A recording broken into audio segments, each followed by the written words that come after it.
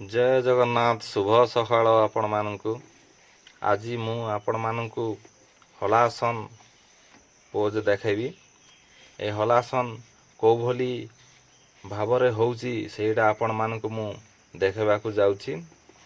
ଏହି ହଲାସନ କରିବା ଦ୍ୱାରା ଆମର ଶରୀରକୁ କ'ଣ ଫଳ ମିଳୁଛି ସେଇଟା ଆପଣମାନଙ୍କୁ ମୁଁ କହୁଛି। ପ୍ରଥମରେ ଦେଖନ୍ତୁ, ମେରୁଦଣ୍ଡ ସଂଶ୍ଳେଷ ସମୂହ ଏହି ଆସନ ନିୟମିତ ଅଭ୍ୟାସ ଦ୍ୱାରା ବିଶେଷ କ୍ରିୟାଶୀଳ ଅବସ୍ଥାରେ ରହେ।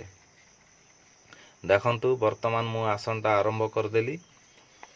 ଏଭଳି ଭାବରେ ଆପଣମାନେ କରିବେ ଏବଂ ପିଠିର ପେଶୀ ଏବଂ ମେରୁଦଣ୍ଡର ଦୁଇ ପାର୍ଶ୍ୱର ସମ୍ବେଦନଶୀଳ ସମୂହ ଏହି ଆସନ ଅଭ୍ୟାସ କରିବା ଦ୍ୱାରା ବିଶେଷ ସଜୀବତା ଲାଭ କରେ।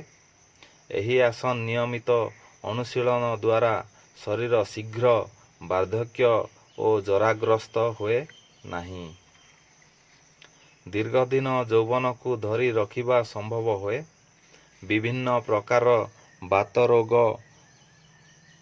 ଲୁମ୍ବାଗୋ, ସ୍ନାୟୁଶୂଳ ପ୍ରଭୃତି ରୋଗ ଏହି ଆସନ ଦ୍ୱାରା ଦୂରୀଭୂତ ହୁଏ। ମେରୁଦଣ୍ଡ ନରମ ଏବଂ ଡାଇବେଟିକ୍ସ ରୋଗ ଭଳି ରୋଗ ବି ଦୂରୀଭୂତ ହୋଇଯାଏ। ଏହି ଆସନଟି ଯେଉଁମାନେ ଅଭ୍ୟାସ କରୁଛନ୍ତି ସେମାନେ କେବେ ବି ଅଳସ ଭାବରେ ଜୀବନଯାପନ କରନ୍ତି ନାହିଁ। ଏହା ବ୍ୟତୀତ ଏହି ଆସନଟି ନିୟମିତ ଅଭ୍ୟାସ ବଜାଇ ରଖିଲେ ଜଟିଳ କୋଷ୍ଠବଦ୍ଧତା, ପେଟ ଫମ୍ପା, ଅଗ୍ନିମାନ୍ଦ୍ୟ ଏବଂ ବହୁମୂତ୍ର ଡାଇବେଟିସ୍ ରୋଗ ଆରୋଗ୍ୟ ହୁଏ। ବର୍ତ୍ତମାନ ଲେଡ଼ିଜ୍ମାନଙ୍କ ପାଇଁ ମୁଁ କିଛି କହିବି। ଲେଡ଼ିଜ୍ମାନଙ୍କ ପାଇଁ ପ୍ରସବର 3 ମାସ ପରେ ମହିଳାମାନଙ୍କ ପକ୍ଷରେ ଏହି ଆସନଟି ବେଶ୍ ଉପକାରୀ।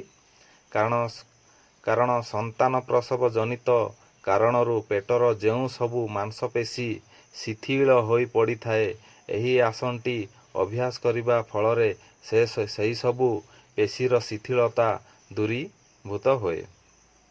ଅବଶ୍ୟ 14 ବର୍ଷ ପୂର୍ଣ୍ଣ ନ ହେଲେ ଅର୍ଥାତ୍ ଋତୁମତୀ ନ ହେବା ପର୍ଯ୍ୟନ୍ତ ମହିଳାମାନଙ୍କ ପକ୍ଷରେ ଏହି ଆସନଟି ଅନୁଶୀଳନ କରିବା ଉଚିତ ନୁହେଁ।